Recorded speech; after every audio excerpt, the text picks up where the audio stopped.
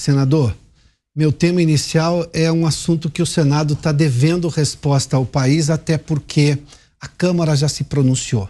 É a questão do marco temporal.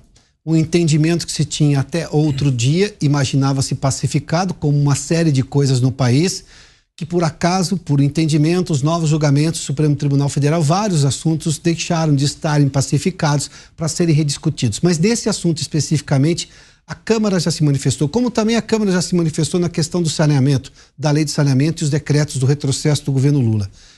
O Senado vai se manifestar ou vai aguardar, no caso do marco temporal, o Supremo se manifestar? Porque o assunto também está parado lá por um pedido de vista do ministro André Mendonça. Qual vai ser a posição do Senado? Piotr, a boa notícia sobre o marco temporal de terra indígena é que nós já estamos discutindo na CRA, Comissão de Reforma Agrária e Agricultura, e amanhã nós teremos então uma audiência pública. Semana passada foi bem quente, bem emocionante a sessão na CRA.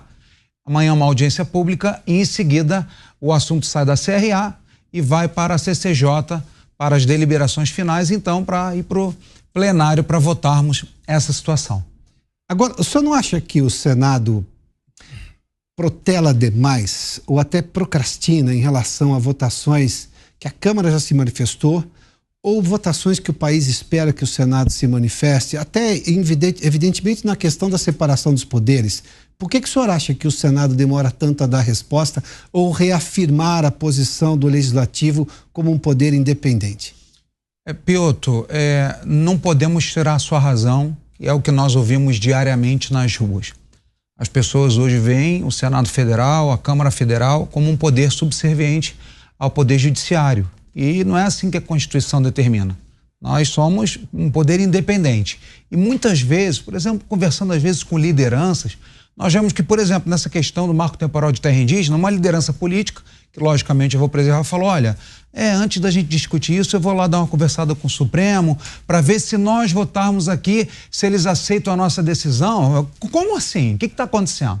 Então, esses dias eu estava, inclusive, muito indignado em uma sessão, e o que nós ouvimos nas nossas redes sociais, o que nós ouvimos no WhatsApp, de amigos, enfim, das pessoas que nos abordam na rua, nos aeroportos, nos restaurantes. Olha, fecha o Senado, fecha a Câmara, fecha o Congresso, entrega a chave para o Supremo Tribunal Federal, que eles já resolvem tudo. E são menos, praticamente 600 senadores e deputados, mais de, 100 bi por ano de impacto para o orçamento brasileiro. Porque, justamente, talvez um excesso de diplomacia, talvez uma falta realmente de enfrentamento. Muitas vezes o Senado e a Câmara têm deixado que o Supremo exerça o poder de legislar, que está completamente descabido e fora do que nós entendemos e interpretamos na Constituição Federal. A questão, eu já vou passar aos meus colegas, mas a questão de drogas chamou atenção, até porque pela primeira vez vimos uma reação mais contundente, ou pelo menos pública, do presidente do Senado, Rodrigo Pacheco, portanto presidente do Congresso. Mas isso não tocou o coração dos ministros do Supremo, eles continuaram votando a questão das drogas do mesmo jeito. Olha, quando você cede poder, quando você abre mão de poder ou você se cala, para você recuperar essa autoridade não é fácil. Não posso também deixar de observar que nos últimos 30 dias o presidente Rodrigo Pacheco fez alguns movimentos que nos surpreendeu. O primeiro deles foi após a fala do ministro Barroso naquele evento da Uni, e pela primeira vez eu vi um presidente do Senado Federal se manifestando. Que ele disse, olha, o ministro do Supremo Tribunal Federal teve uma fala política num evento político e tal, e exige-se retratação. O que eu discordo, porque pelo menos no meu Código Penal e na minha Constituição Federal, não existe pedido de desculpa ou retratação por um crime cometido. Crime se pune, se julga, se condena ou se absolve.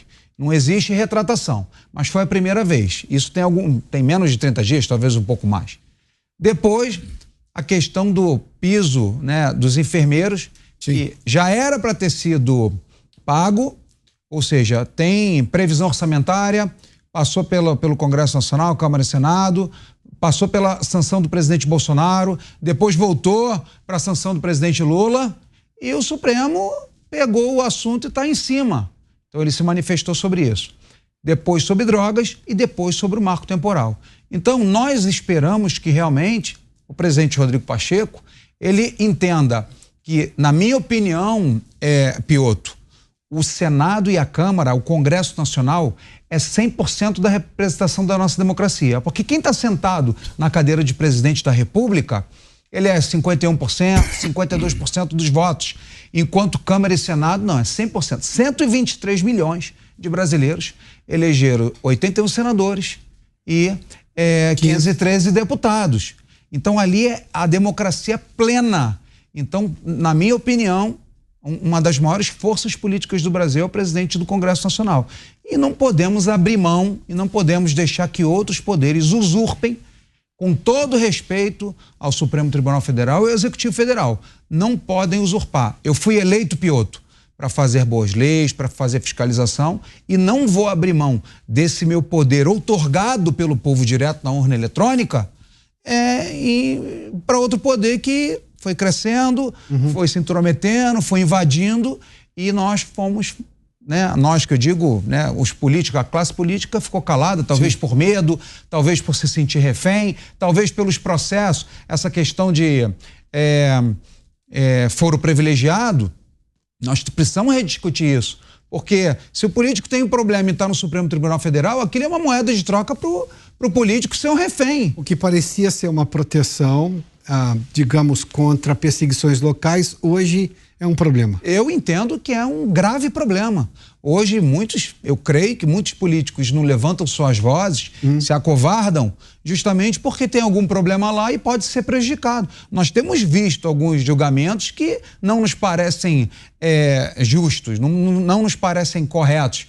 Eu, por exemplo, levanto minha voz. O que aconteceu com Deltan Dallagnol, para mim foi um absurdo dos absurdos. Será que aquele ali foi um julgamento imparcial, baseado em fatos? Realmente houve crime do Deltan? Eu tenho certeza que não. Aquilo ali foi um julgamento político, tudo por conta da questão do foro privilegiado.